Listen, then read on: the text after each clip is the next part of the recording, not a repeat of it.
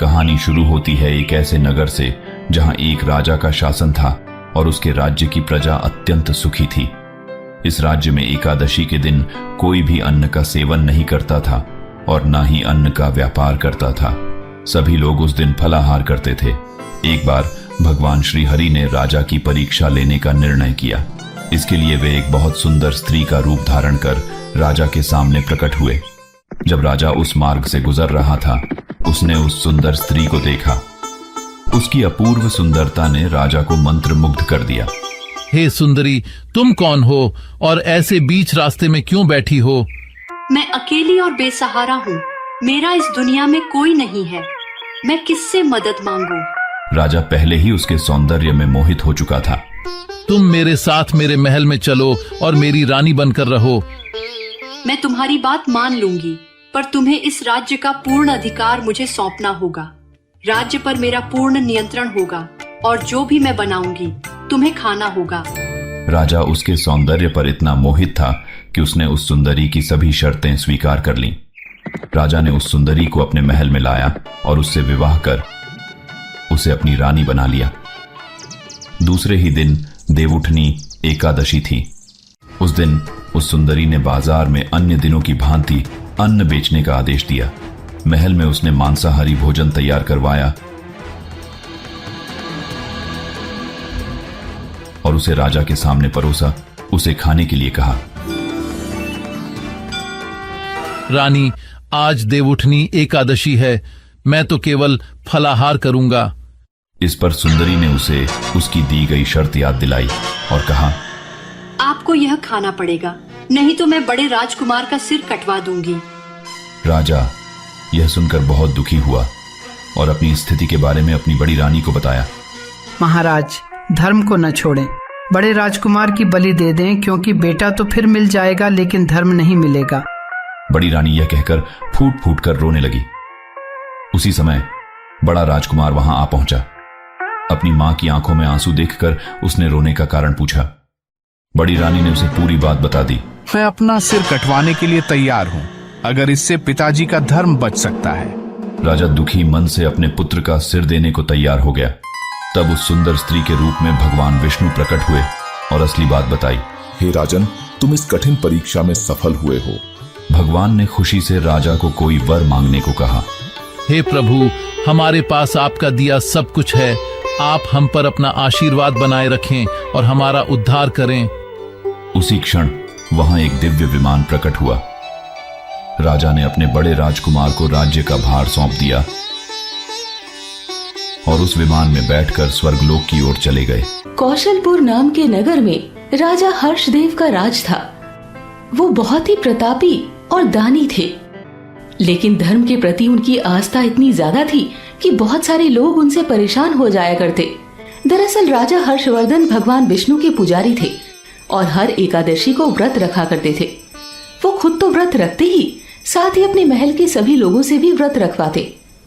आज एकादशी के मौके पर पूरे नगर में जनता के बीच फल का बंटवारा किया जाए। जी महाराज, जैसी आपकी आज्ञा। हर एकादशी को राजा हर्षदेव ऐसा ही किया करते। यहाँ तक कि वो अपने महल में पलने वाली गायों को भी एकादशी के दिन चारे की जगह फल ही दिया करते। शुरुआत में जिन्हें इसका कारण नहीं पता होता, वो राजा से सवाल पूछ लेते। मेरे मन में एक सवाल है, अगर आपकी आज्ञा हो तो पूछ लो।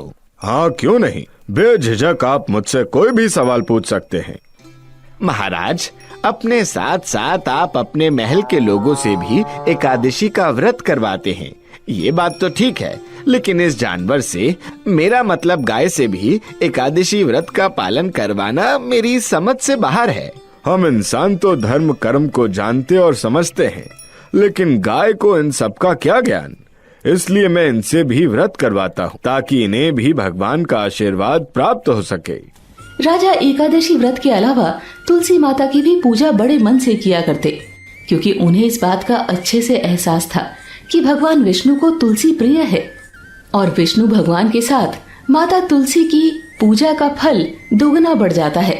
यही नहीं, जिस किसी पर भी माता तुलसी की कृपा बनी रहती है, वो व्यक्ति जीवन भर सुखी रहता है।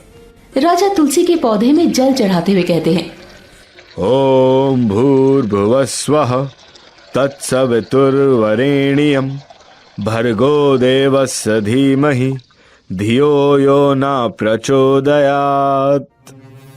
महाराज की जय हो।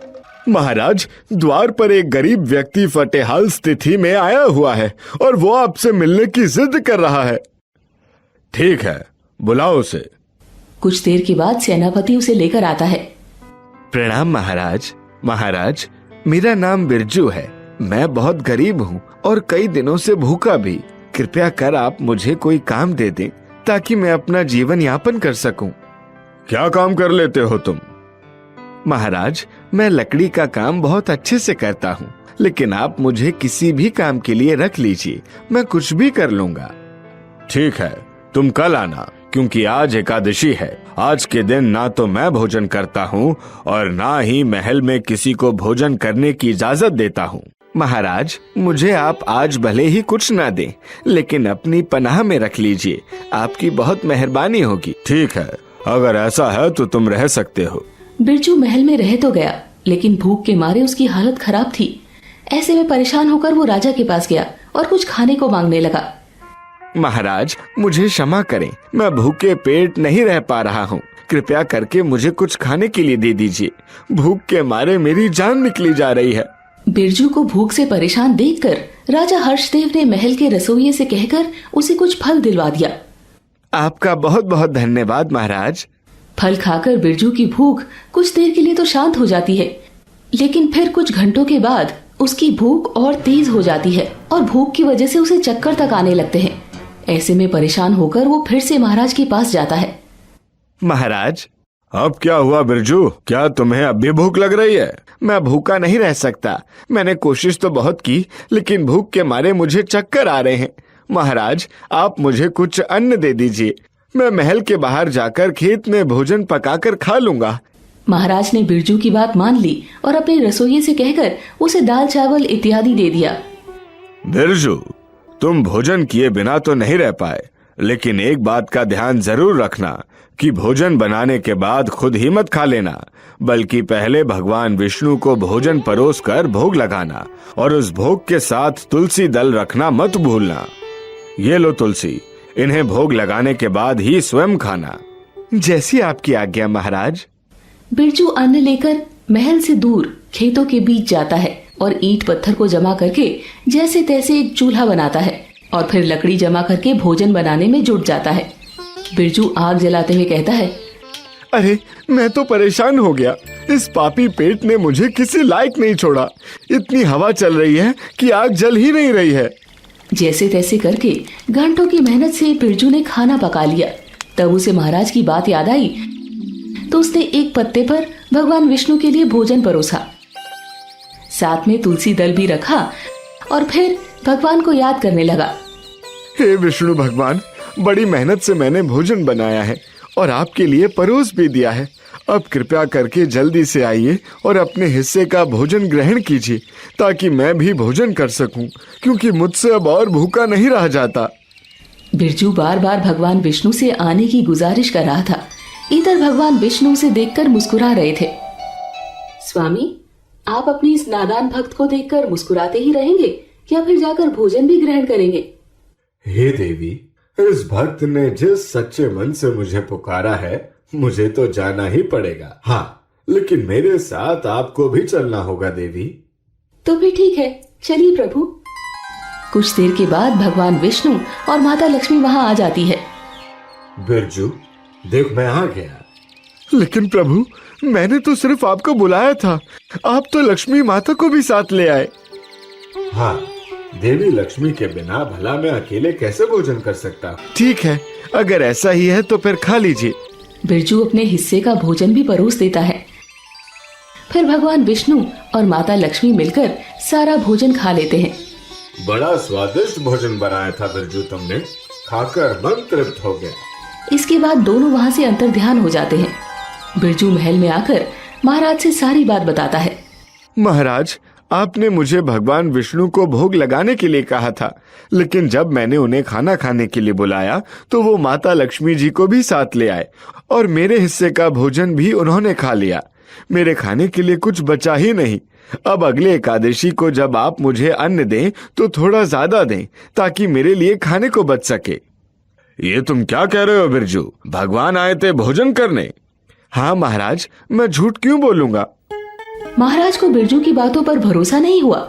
उन्होंने सोचा कि बिरजू का इतने से पेट नहीं भरा होगा, इसीलिए बहाना बनाकर ज्यादा अन्न मांग रहा है। ऐसे में जब फिर से एकादशी आया तो महाराज ने बिरजू को पहले से ज्यादा अन्न दिया। बिरजू खेत में जाकर भोजन बनाता है और खुद से ही बात करता रहता है। पिछली बार तो भगवान विष्णु माता लक्ष्मी को भी साथ ले आए थे, लेकिन आज तो मैं दोनों के लिए भोजन बना रहा हूँ। आज मैं भी भोजन कर पाऊंगा। भोजन बनाने के बाद बिरजू 2 जगह पत्ता लगाकर भोजन परोसता है और फिर भगवान विष्णु को बुलाता है। हे भगवान विष्णु और माता लक्ष्मी, आज आप दोनों के लिए मैंने भोजन परोसा है। कृपया करके आइए और भोजन कीजिए। आज भगवान विष्णु ने जब बिरजू की आवाज सुनी तो उन्होंने माता लक्ष्मी के साथ साथ देवी तुलसी और नारद जी को भी अपने साथ ले लिया और आ गए भोजन करने। ऐसे में जब बिरजू ने उन चारों को साथ में देखा, ये क्या प्रभु, आज जब मैंने आप दोनों के लिए भोजन बनाया तो आपने और भी 2 को अपने साथ ले लिया। हाँ बिरजू, क्योंकि तुम्हारे बनाए भोजन का स्वाद इतना अच्छा है कि ये भी खुद को यहाँ आने से रोक नहीं पाए। ठीक है प्रभु, अगर ऐसा है तो आइए फिर खा लीजिए। बिरजू माता तुलसी और नारद जी के लिए भोजन परोसता है और फिर सभी स्वाद लेकर खाते हैं। बिरजू, तुम्हारे हाथ में बहुत स्वाद है और तुम्हारा मन बहुत पवित्र है। मैं तुम्हारी सच्ची श्रद्धा भक्ति से काफी प्रसन्न हूँ। इसके बाद सभी वहाँ से अंतर ध्यान हो जाते हैं। बिरजू फिर से आज एकादशी के दिन भूखा रह जाता है और उसका व्रत फिर से ना चाहते हुए भी पूरा हो जाता है। महल आकर वो फिर से महाराज को सारी बात बताता है तो महाराज हैरान हो जाते हैं और कुछ सोचते हुए कहते हैं, ठीक है बिरजू, कोई बात नहीं। अगली एकादशी को मैं तुम्हें और ज्यादा अनाज दे दूंगा, जिससे तुम्हें भूखा ना रहना पड़े। अब जब फिर से एकादशी का दिन आया तो महाराज ने बिरजू को अनाज देकर भेज दिया और खुद चुपके से उनके पीछे लग गए। महाराज मन ही मन सोचते हैं, मैं भी तो देखूं, ये बिरजू इतना अनाज लेकर क्या करता है? वो मुझसे झूठ क्यों बोल रहा है? महाराज बिरजू के पीछे पीछे खेत तक जाते हैं और एक पेड़ के पीछे छुपकर सब देखने लग जाते हैं। बिरजू हमेशा की तरह चूल्हा जलाता है और भोजन बनाता है। भोजन बन जाने के बाद वो 4 पत्ते लगाकर उस पर भोजन परोसता है।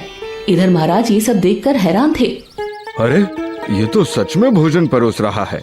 इधर बिरजू भोजन परोसने के बाद भगवान विष्णु को बुलाने लगता है। हे भगवान विष्णु, माता लक्ष्मी, माता तुलसी और देव ऋषि नारद मुनि, कृपया करके आप सभी आइए और भोजन ग्रहण कीजिए। बिरजू का आह्वान सुनकर भगवान विष्णु, देवी लक्ष्मी, माता तुलसी, नारद मुनि के साथ साथ ब्रह्मा जी, माता सरस्वती, भगवान शिव और माता पार्वती को भी बुलाते हैं और फिर सभी मिलकर बिरजू के पास जाते हैं। बिरजू, देखो, आज तुम्हारे भोजन का आनंद लेने मेरे साथ कौन कौन आया है? आज तो आपने हद ही कर दी, लेकिन कोई बात नहीं प्रभु। आज महाराज ने मुझे ढेर सारा अनाज दिया है और मैंने सब बना लिया है। मैं आप सबको भोजन करवाऊंगा। बिरजू और पत्ता लगाता है और भोजन परोसता है। आइए प्रभु, आप सभी बैठ जाइए। इससे पहले कि भोजन ठंडा हो जाए, जल्दी से खा लीजिए। सभी भोजन करने लगते हैं। तभी वहाँ महाराज आ जाते हैं। बिरजू, तुम ये किससे बातें कर रहे हो और इतने सारे पत्ते पर तुमने भोजन क्यों परोसा है? महाराज, आप यहाँ आइए। ये देखिए, ये भगवान शिव, माता पार्वती, ब्रह्मा जी, माता सरस्वती, भगवान विष्णु, माता लक्ष्मी, देवी तुलसी और नारद मुनि भोजन कर रहे हैं। क्या बकवास कर रहे हो तुम? तुम्हारा दिमाग खराब हो गया है क्या? मुझे तो यहाँ कोई नहीं दिख रहा। भला भगवान तुम्हारे पास भोजन करने कैसे आ सकते हैं? मैं इतने सालों से इतने नियम से एकादशी का व्रत कर रहा हूँ, लेकिन आज तक तो भगवान ने मुझे दर्शन दिया ही नहीं। तो तुम्हें भला कैसे दे सकते हैं, जिसे पूजा पाठ का कोई ज्ञान नहीं? बिरजू सभी भगवान से कहता है, हे भगवान, ये क्या, आप सभी महाराज को क्यों दिखाई नहीं दे रहे हैं? बिरजू, क्योंकि तुम्हारा मन पूरी तरह से छल रहित और पवित्र है, इसलिए हम सब तुम्हें दर्शन देने आए हैं। नहीं भगवान, आप महाराज को भी दर्शन दीजिए। बिरजू के काफी आग्रह करने पर सभी भगवान महाराज को भी दिखने लगे। महाराज की आंखों में आंसू आ गए। भगवान, ये क्या? मेरी भक्ति में ऐसी क्या कमी रह गई थी कि आप सबने मुझे अपने दर्शन के काबिल नहीं समझा? तुम व्रत और पूजा पाठ तो करते हो, लेकिन उसमें तुम्हारा स्वार्थ छिपा है, जबकि बिरजू के मन में किसी तरह का कोई स्वार्थ नहीं है। उसका मन पूरी तरह से निश्चल है।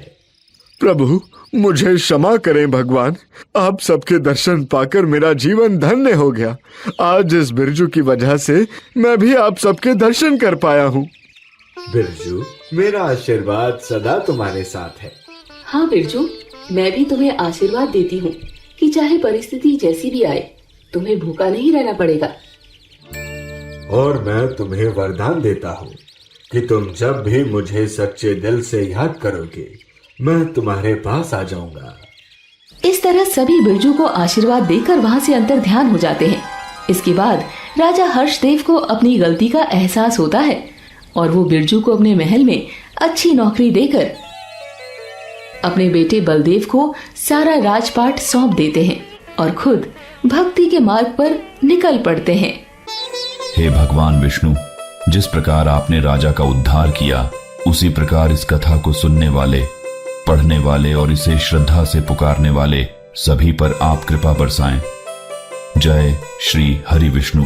दोस्तों, आपको ये कहानी कैसी लगी? कमेंट करके जरूर बताएं। ऐसी और कहानी सुनने के लिए इसे लाइक और शेयर जरूर करें। धन्यवाद।